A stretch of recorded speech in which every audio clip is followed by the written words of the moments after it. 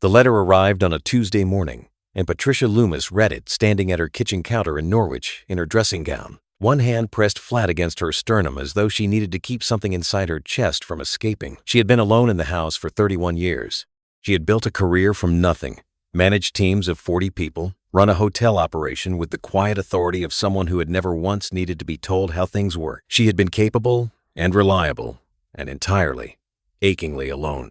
And now a man in Rio de Janeiro had sent her a ring by courier and written her a letter that her sister Eileen would later describe, voice-catching, as the most beautiful thing she had ever read. Patricia called Eileen before she had finished opening the box. She would be dead in 11 months. What happened between that Tuesday morning and the day a welfare check found her in a Rio de Janeiro apartment is not simply a story about loneliness, though loneliness is part of it. It is a story about a man who spent 4 months studying a woman before he ever made contact with her. A man who identified the precise shape of what she needed and built himself to fit it. A man who, when she finally ran out of questions he could deflect, ran out of reasons to keep her alive. This is the story of Patricia Loomis, 61 years old, retired, careful with money her entire life, and destroyed in 9 days by a man she had never once met in person until she flew to him carrying everything she had. Patricia had not planned to retire early. The decision had crept up on her the way most significant changes do gradually. Then all at once, 30 years in hotel operations had given her a pension, a level of professional respect she had earned entirely through competence, and a body that ached in the mornings in ways she no longer bothered to catalog. When the group she worked for restructured and offered voluntary redundancy to anyone within 5 years of retirement age, Patricia had done the mathematics on a Monday evening, slept on it, and accepted by Wednesday. She had always been like that, practical, methodical. She had run large hospitality teams with the same measured efficiency she brought to everything in her life. Not cold, never cold, but organized. People who worked under her described her as someone who made you feel settled, who brought order to chaos without making the chaos feel like your fault.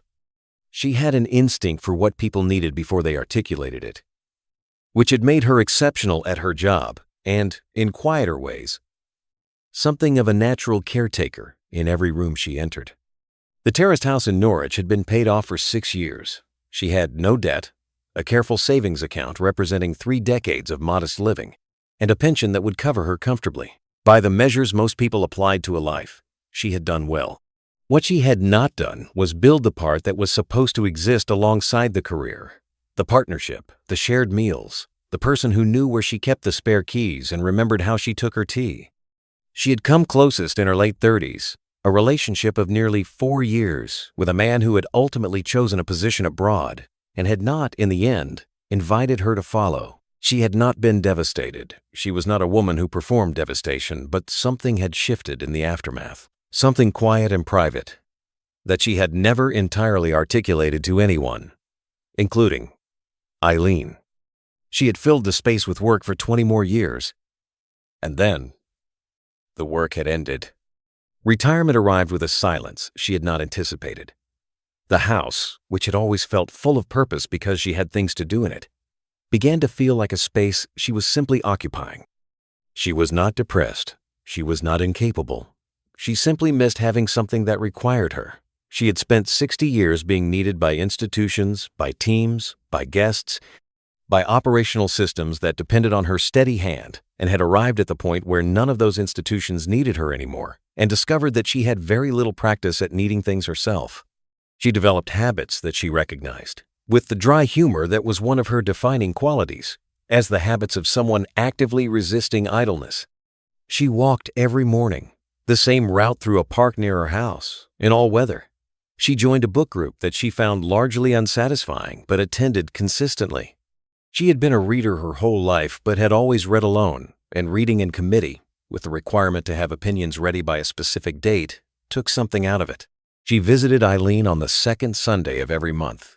She cooked properly, even when cooking only for herself, on the principle that the alternative was a decline she was not prepared to entertain. She was managing.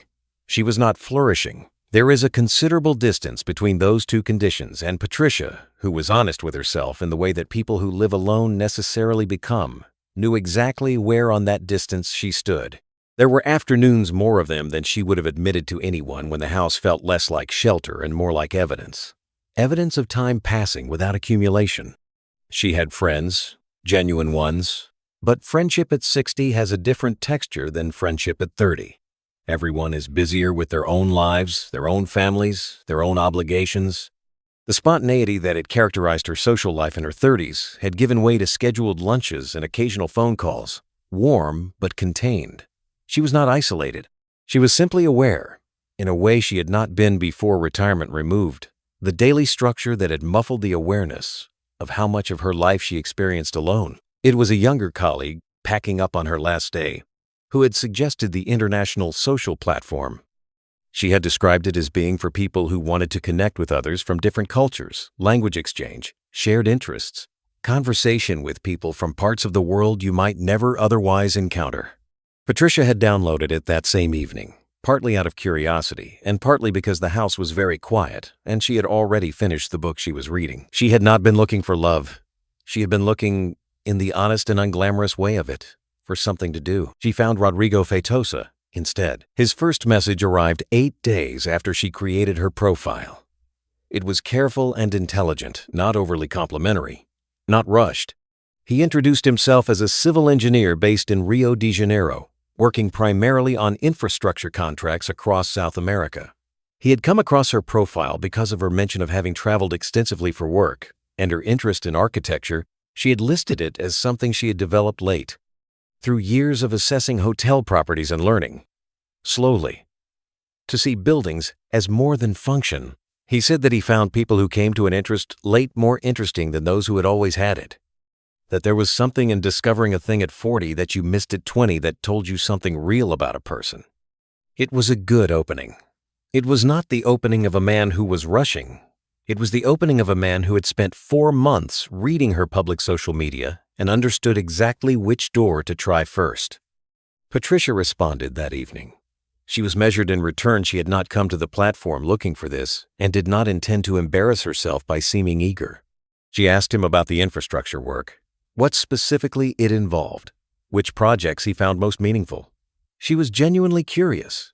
She always had been. He answered in detail that sounded authoritative. The technical language was thin enough that someone with engineering knowledge would have found the gaps quickly, but Patricia had no frame of reference to test it and no reason to try. She was not vetting a contractor. She was having a conversation with an interesting man who seemed, unexpectedly, to be interested in return. They talked every day from the 3rd day onward.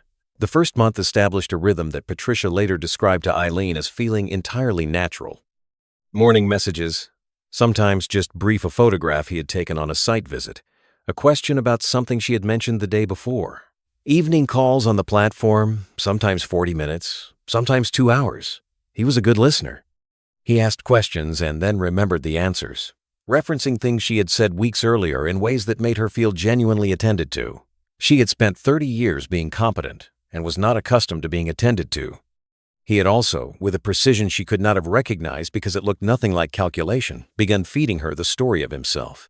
Piece by piece, across the first 3 months, she learned who Rodrigo Feitosa was, or rather, she learned who Rodrigo Feitosa needed her to believe he was. He had grown up in Belém, in the north of Brazil, in circumstances he described with the kind of restrained dignity that made Patricia's chest ache. His mother had died when he was 14, an illness that had moved quickly, leaving him and a younger brother with a father who was not equipped for the task.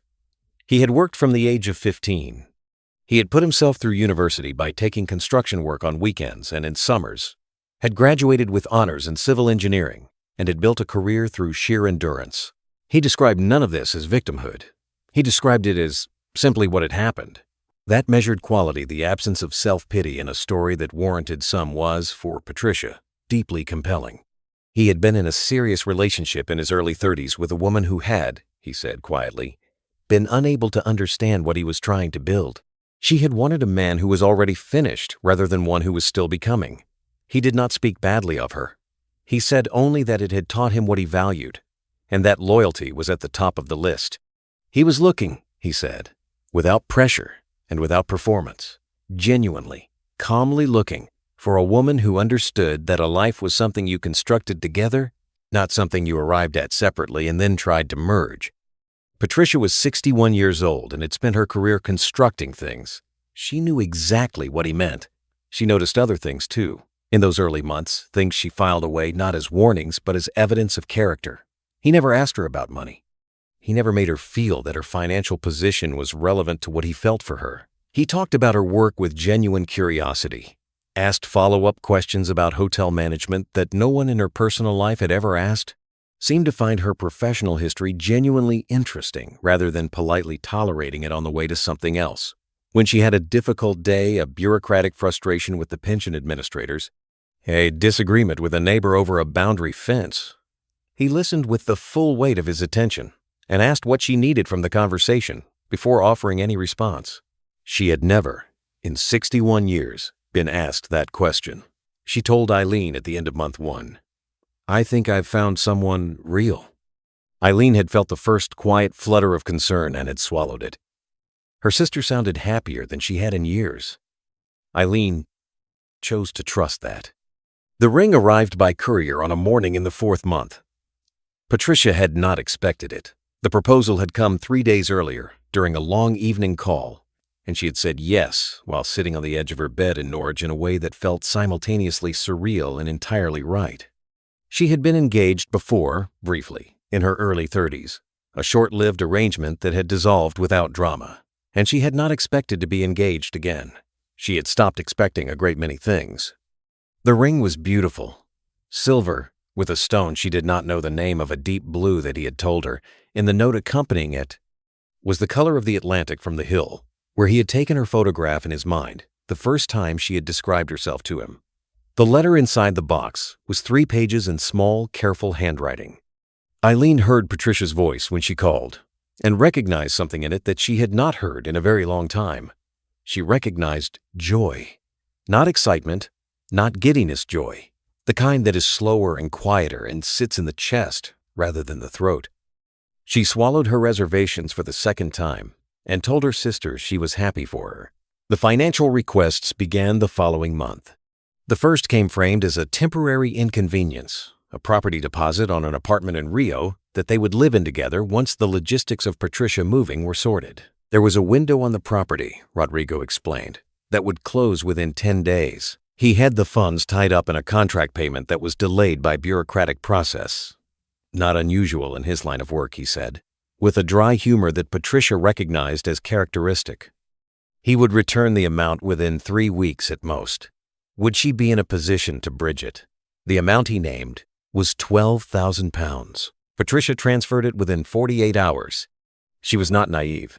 She was, in fact, one of the least naive people in her professional life.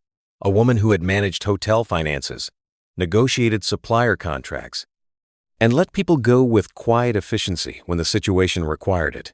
But naivety and vulnerability operate on different circuits. She was not naive about the world in general. She was vulnerable to this specific man, in this specific construction, because he had spent 4 months ensuring that she was.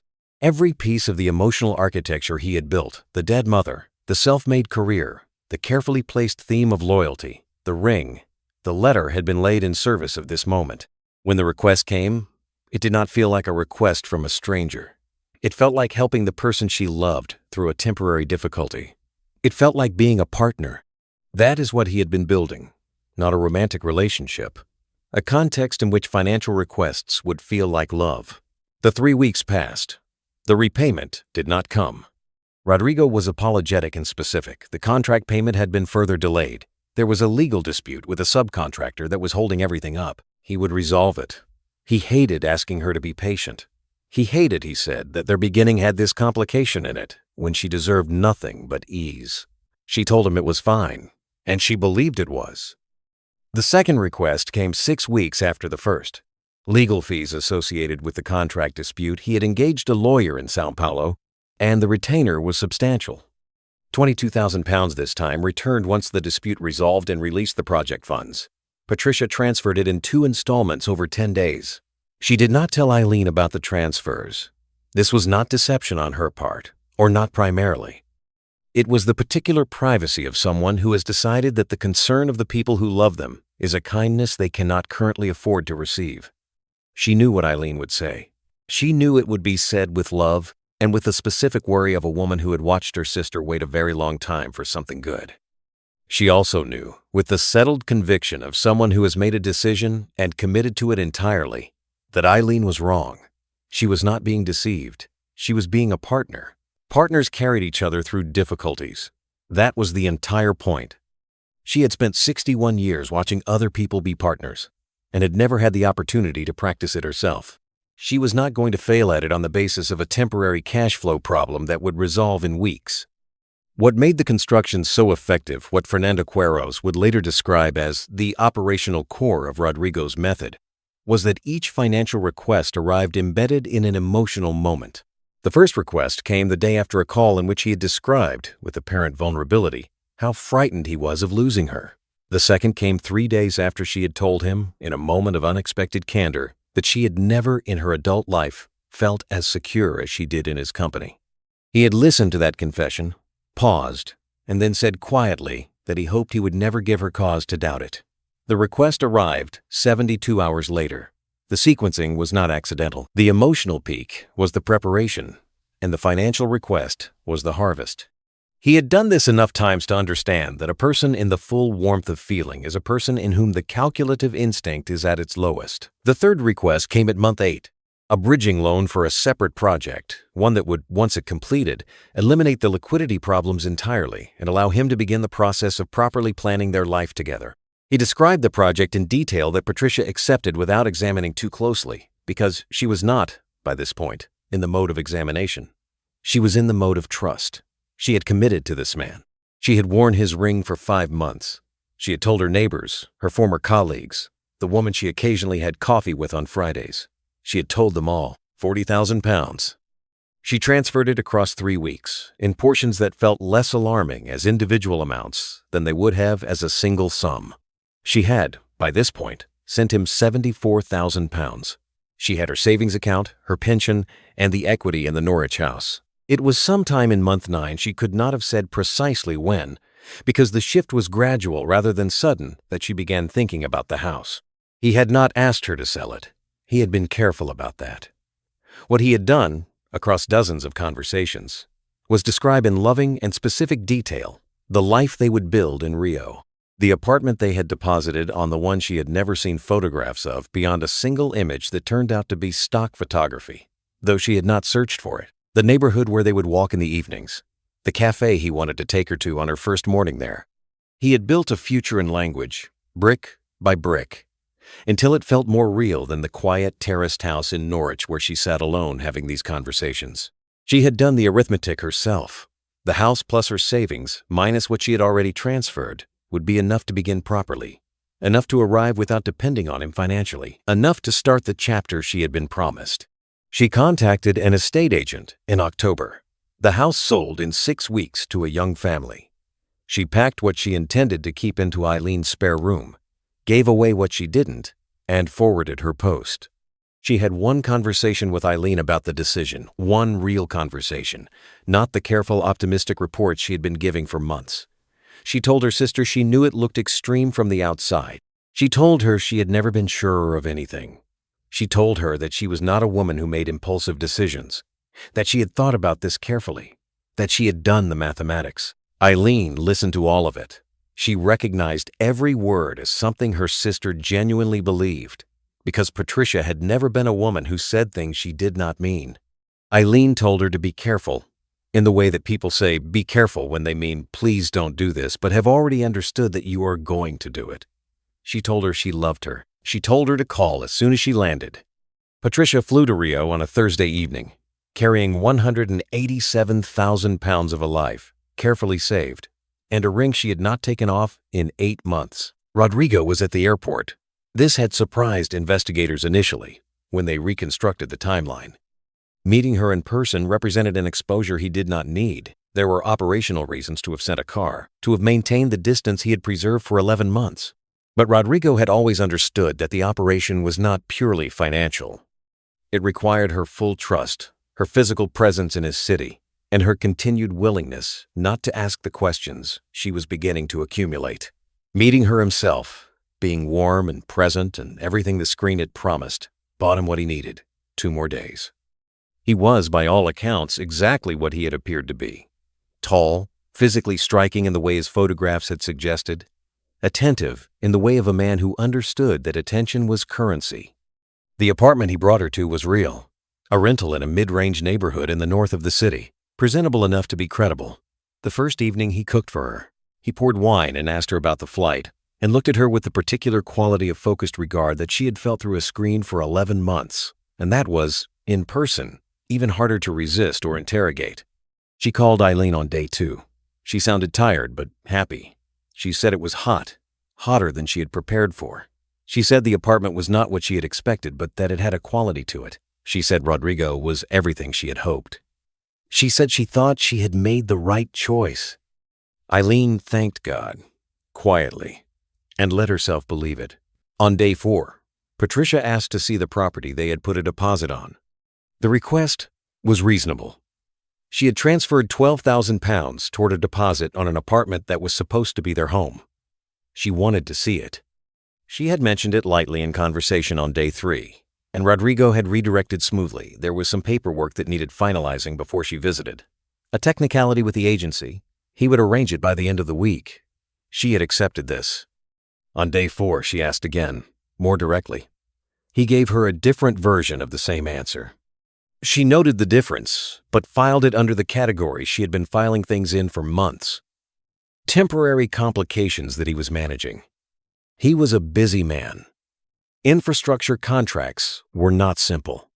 She had not spent 11 months trusting him in order to become suspicious on day 4, but something in the quality of her questions was changing. She was not a naive woman, and her instincts, suppressed for nearly a year under the accumulated weight of love and hope and committed choices, were beginning to surface. She began, quietly and without announcing it, to pay attention to the texture of his answers, not just what he said, but the speed at which he said it, the degree of specificity. Whether the details he provided on day 4 matched the details he had provided on day 1 when she asked about the same things. She had spent 30 years managing large operations and had become, through professional necessity, very good at identifying when an account did not hold together under careful examination. His accounts were beginning not to hold together. On day 5, she asked a question about the Sao Paulo lawyer, the one whose retainer she had funded with £22,000, and the answer she received contained a detail that contradicted something he had said about the same lawyer 3 months earlier. It was small. It was the kind of thing that could have been a misremembering. She noted it without comment and stored it alongside the other things she was storing.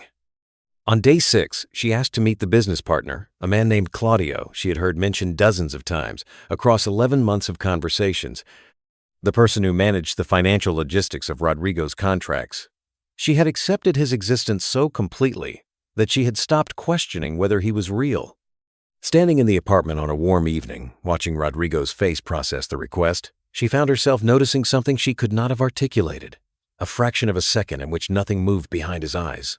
He told her Claudio was in Sao Paulo for the week. He would arrange something when he returned. Patricia said, of course, that was fine, and went to make tea, and stood at the kitchen counter while the kettle boiled and understood, in the way that certainties arrive slowly and then all at once, that she had made a catastrophic mistake.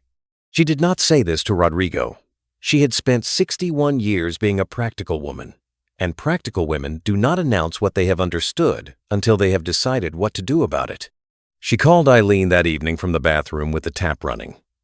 The call was brief. She said she was fine, just tired and a little overwhelmed by the heat. She said she would call properly in a day or 2. Her voice, Eileen later told investigators, had a quality she had not heard in it before. Not fear, exactly. Something more like stillness. Eileen called on day 7. Patricia answered and spoke for 11 minutes. She said the paperwork on the property was taking longer than expected. She said Rodrigo was handling it. Her answers were complete, but not expansive. She did not volunteer anything, and she answered what was asked directly and warmly. She said she was fine. She said she loved her. The call ended without either of them saying what was actually happening. Eileen called again on day 9. No answer. She called 4 more times across the following 18 hours. She messaged on every platform she had. She sent an email that she already knew, before she sent it, was not going to receive a reply. She contacted the British consulate on day 10. Miles Carver, the consular representative, initiated a welfare check through local contacts, a process that was efficient given the circumstances, and faster than it might have been because Eileen had provided the apartment address, which Patricia had sent her in a message on day 1 as a precaution that she had perhaps known, even then, she might need. The welfare check reached the apartment on day 10. Patricia had been dead for approximately 36 hours. Detective Delegata Fernanda Queiroz was assigned to the case within hours of the discovery. What she walked into was a scene that had been partially, though not expertly, managed. The apartment showed signs of a domestic confrontation. Patricia's belongings were present, her passport among them. He had not taken it, perhaps not wanting to carry it, perhaps not having planned this specific outcome with the precision he had applied to everything else. Her telephone was missing. Rodrigo had told a neighbor, on what the timeline established was the morning of day 9, that Patricia had been unwell when he left. He had not called emergency services. He had not reported her to anyone. He had walked out of the apartment at some point in the early morning hours and made, according to the financial record that Augusto Braga would reconstruct in the following days, 2 international transfers from Patricia's account at 6:41 that same morning. The transfers totaled £11,200, the last movement of funds from an account that had held £187,000 11 days earlier. He had then traveled by bus toward Sao Paulo. He was apprehended at a terminal in Volta Redonda, 4 hours outside Rio, on day 11. In his jacket pocket, Patricia's bank card, £340 in cash, and a second mobile phone. The second phone was what Augusto Braga spent the following weeks reconstructing. It contained an operational contact list, messaging threads in 3 languages, and what amounted to a working database of current targets. 2 women were identified as active: a woman in Belgium who had transferred the equivalent of £18,000 and was 3 months from a planned visit, and a woman in Australia who had transferred nothing yet but was 3 months into a relationship that forensic analysis established as following an identical operational structure to Patricia's, week by week, with the same conversational beats, the same disclosed personal history, the same progression toward financial dependency. Neither woman yet knew what they had been corresponding with. Both were contacted by investigators within the week. Dr. Beatriz Noronha's forensic report was submitted 14 days after Patricia was found. Its findings were precise, and, for Eileen and Jasmine Loomis, who received a summary through Miles Carver, devastating in their specificity. The report established cause of death with clarity. It established a sequence of events that directly and completely contradicted Rodrigo's account of Patricia having been unwell when he left. It established the physical evidence of what had preceded her death. Patricia had not been unwell. Patricia had, on the morning of day 9, run out of deflectable questions. She had asked, investigators believed, to see bank statements. She had asked perhaps for the truth. She had gotten instead the answer that Rodrigo produced when no other answer was available. He had not panicked. That was the detail that Fernanda Queiroz returned to repeatedly in the months of investigation that followed. The transfers at 6:41 a.m. were not the actions of a panicked man. They were the actions of a man completing a transaction. He had left the apartment, walked to wherever he had stashed the second phone, made the transfers, and bought a bus ticket. Methodical, organized, without, as far as investigators could establish, any moment of hesitation. It was Queiroz who described it later in a public lecture, her voice entirely level. He didn't panic because this was not a situation that surprised him. He had constructed a plan with an exit. What happened on day 9 was the exit. That is what we need people to understand about these operations. They are not improvised crimes of passion. They are businesses. Patricia was a transaction. When the transaction was complete, she became a liability. Rodrigo Feitosa was held in pretrial detention while the investigation built its case. He was cooperative in the initial interviews, in the specific way of someone who has decided that cooperation is tactically preferable to silence. He described his relationship with Patricia in warm terms, said he had loved her, said he was devastated by what had happened. He characterized her death as an accident arising from a health episode he had not been present to witness. He offered an account of his whereabouts that was undermined within 48 hours by security footage. When the financial reconstruction was put to him, the complete picture of transfers spanning 11 months, totaling £187,000, he became less cooperative. He said the transfers had been Patricia's idea, that she had wanted to invest in his projects, that there had been no misrepresentation. Augusto Braga's analysis had by then established the full network of accounts through which her money had been moved and dispersed through accounts in Brazil, Paraguay, and Portugal, broken into amounts that individually fell below reporting thresholds and dispersed in a pattern that spoke to practiced expertise. None of it was recoverable. The forensic analysis of his 2 phones took 6 weeks to complete. What it revealed extended the picture of his operation far beyond Patricia's case. The first phone, the one he had used to communicate with her, contained the entirety of their 11-month correspondence.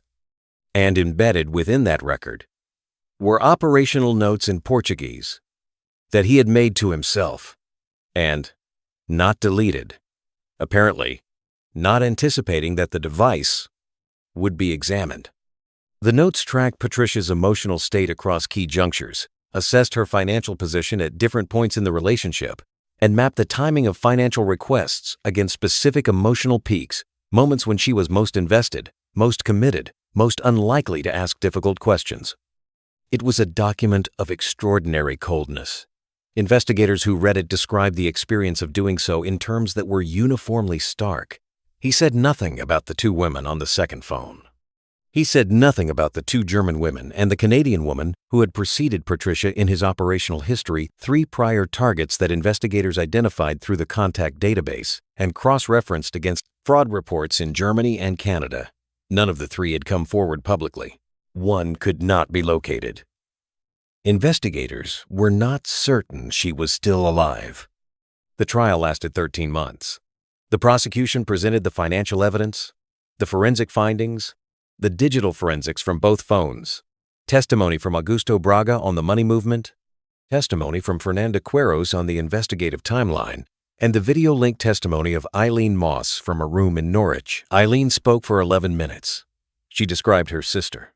Not the victim, not the case number, not the cautionary tale her sister. She described Patricia's competence and her quietness and the way she had laughed at her own jokes before she finished telling them. She described the Tuesday morning phone call and the sound of her sister's voice when she read the letter. She described what Patricia had deserved from the world and what she had received instead. She did not cry.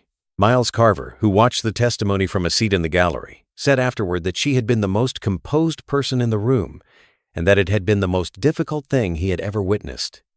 The defense offered what defenses, in such cases, typically offer reasonable doubt about intent, alternate characterizations of the financial transfers, challenges to the forensic timeline.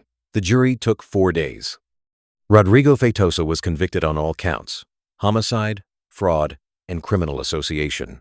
He was sentenced to 27 years imprisonment. Brazil's sentencing framework for premeditated homicide combined with financial crimes against a vulnerable victim allowed for significant aggravation, and the court applied it. He was taken from the courtroom without expression. He did not look at the gallery. He did not, at any point in the 13 months of proceedings, offer anything that a reasonable person would have recognized as remorse. Eileen Moss went home to Norwich. She passed the terraced house sometimes when she visited that part of the city, the house her sister had sold to buy herself a future that turned out not to exist. A young family lived there now. There was a bicycle in the front garden, and evidence of children in the way that houses accumulate evidence of the people who occupy them. Eileen had never stopped outside. She kept the letter, the 3-page handwritten letter that had arrived with the ring by courier on a Tuesday morning, the one she had described as the most beautiful thing she had ever read. She kept it because Patricia had kept it and because throwing it away felt like erasing something of her sister that she was not willing to erase. The man who wrote it was a fiction constructed for a purpose. But the moment of her sister's joy, when she read it that had been real. Patricia's happiness had been real, even if everything that caused it was not. That is the particular cruelty of what was done to her. She was not deceived about something peripheral. She was deceived at the core in the place where she kept her hope. The place she had protected and tended carefully for 61 years while waiting for someone to deserve it. Jasmine Loomis, Eileen's daughter, 34 years old, who had met Rodrigo once on a video call and had felt that something behind his eyes was entirely absent, established a small informal network for families of romance fraud victims in the months after the verdict. It focused specifically on cases involving international travel and asset liquidation. the subset of romance fraud that left victims most completely destroyed. She named it in her aunt's memory without making that explicit on the platform. It was simply there, and people who needed it found it. Fernanda Queiroz was recognized by the Rio Civil Police for the speed and precision of the investigation. She used the case in a subsequent public lecture on the financial profiling of romance fraud perpetrators, detailing how Braga's reconstruction of the money movement had provided the evidentiary backbone that the digital forensics alone could not have built. She did not describe the case as exceptional. She described it as typical, which was, she said, precisely the problem. The Belgian woman who had transferred £18,000 and been 3 months from visiting Rio was identified and contacted by investigators 8 days after Rodrigo's arrest. She had been in a relationship with a persona called Marco Silva, a different name, a different professional background, the same operational template. She had not been told initially that the man she was corresponding with was in custody for the homicide of another woman. She was told that the relationship was fraudulent and that she should not transfer further funds or plan travel. She was connected with fraud victim support services in Belgium. She did not immediately believe the investigators. She asked for proof. It took 11 days, 3 phone calls, and a document package from the Brazilian civil police before she accepted it. The Australian woman had transferred nothing and was 3 months into a relationship that had not yet reached the financial request phase. She was contacted by Australian federal police, acting on information provided by the Brazilian investigation. She was told that the individual she was corresponding with was a criminal persona and that the person behind it was in custody abroad. She asked, during the initial call, whether the person who had been writing to her was real, not whether the identity was real, but whether there was a real person who had genuinely felt any of what he appeared to feel. The officer who took that call later told colleagues she had not known how to answer. There is no clean answer to that question. The voice on the other end of 11 months of calls had been real, in the narrow sense that a human being had produced it. The words had been selected, refined, and delivered by an actual person who understood, with some precision, their effect. But the understanding had been entirely instrumental. The thing that makes feeling real, the reciprocity of it, the fact that another consciousness is moved in correspondence with your own, was absent. Rodrigo had experienced nothing that corresponded to what Patricia felt. He had observed her feelings the way an engineer observes a structural stress test, with interest in the outcome, no investment in the material. This is what the Australian woman was really asking. Not whether a body existed, whether she had been in the presence of a consciousness that met her. The answer was no.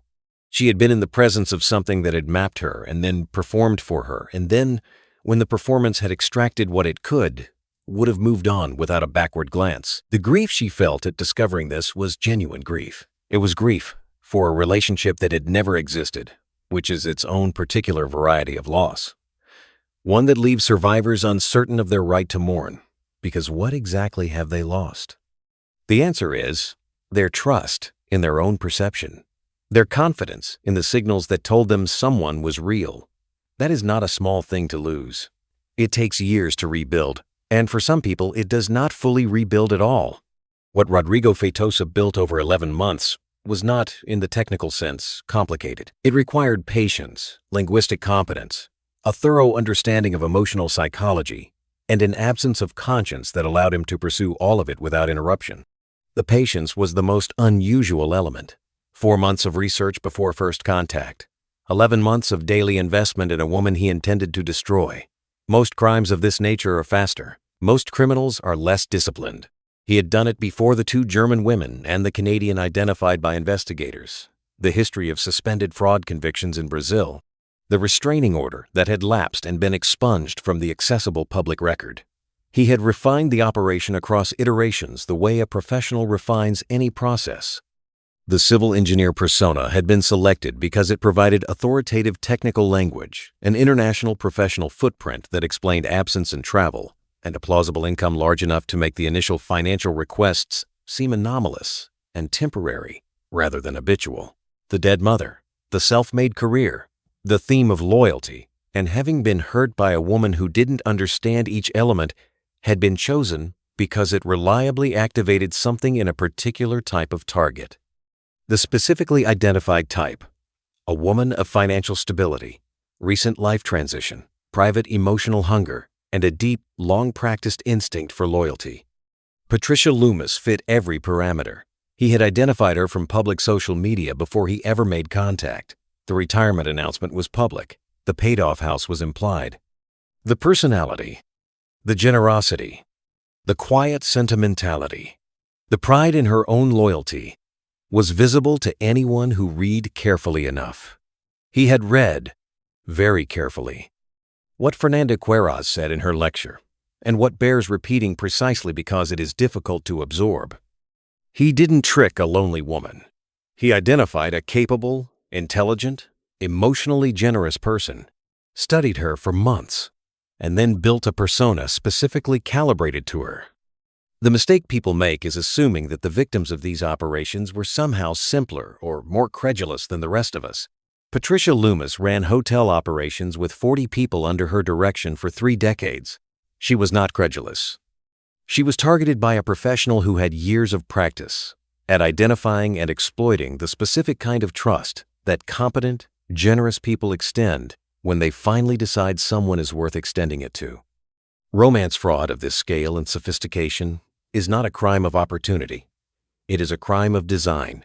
Investigators who work these cases consistently describe the same phenomenon. The perpetrators are not primarily motivated by the money, though the money is real and the losses catastrophic.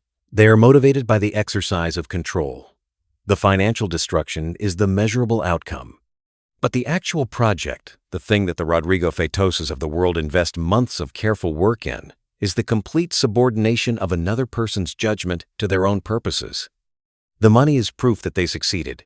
Patricia's £187,000 was not wealth to Rodrigo. It was a score. The networks that support this kind of operation are rarely dismantled by the arrest of a single perpetrator. Augusto Braga's financial reconstruction identified accounts in 3 countries and a dispersal pattern that indicated at least 4 additional individuals involved in moving and receiving funds. 2 were identified and faced proceedings in Brazil. 2 remained unlocated at the time the case concluded.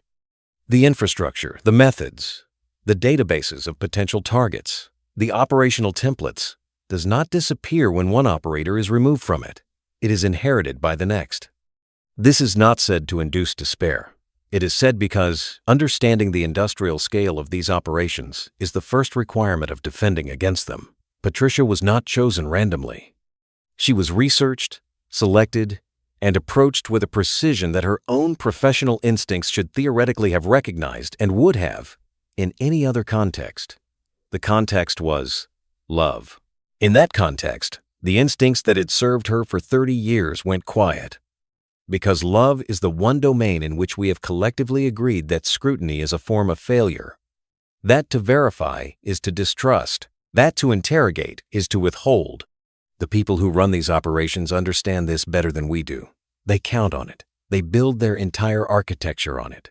If you have stayed with this story to its end, you have spent some time with Patricia Loomis, with the woman who kept letters and remembered dates, who loved her job and her sister and the quiet house in Norwich, and who arrived at 61 having given everything she had to institutions and had never quite had the chance to give it to a person, who found, on an international platform she had downloaded because the house was quiet and she wanted something to do, a man who appeared to be exactly what she had been waiting for. She was not foolish. She was not pathetic. She was human.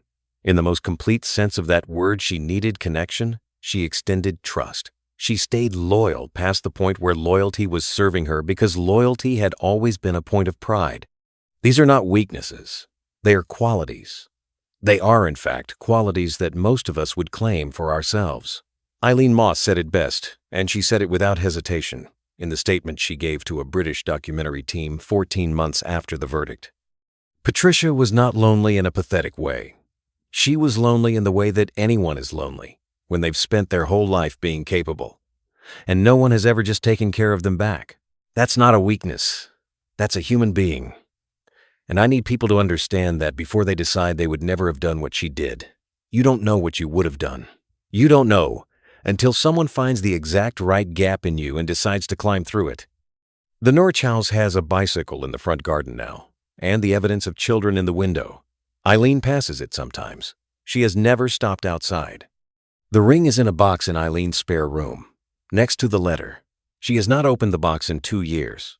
She does not intend to throw it away. Rodrigo Feitosa is serving 27 years in a Brazilian correctional facility. He has appealed the sentence twice. Both appeals have been rejected. He has never expressed remorse. He has never acknowledged what Patricia Loomis was or what he took from her.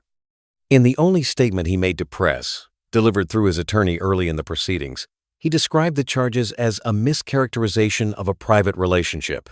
He did not mention her name. Her name was Patricia. She was 61 years old. She had run a hotel operation for 30 years and paid off her house and saved carefully and kept letters and remembered dates. She had fallen in love, genuinely and completely, with a man who did not exist and had flown to meet him carrying everything she had. She deserved better from the world. She deserved, at the very least, to be remembered as something more than a cautionary tale. She was a person first and a warning second, and the difference matters. If you take only one thing from her story, let it be this. The people who fall for these operations are not different from you. They are not less intelligent or less careful or less worthy of protection. They are simply people who found the right person asking for trust at the right moment and made the entirely human mistake of giving it. Patricia gave it with her whole heart. It was one of the best things about her. It was the thing that killed her. Remember her name. If you or someone you know has been targeted by a romance scam involving international financial transfers or travel, contact your National Fraud Reporting Service and your country's Foreign Affairs Consulate immediately. Do not transfer funds. Do not travel to meet someone you have not verified through independent means. The people who run these operations are professionals. You are not required to face them alone.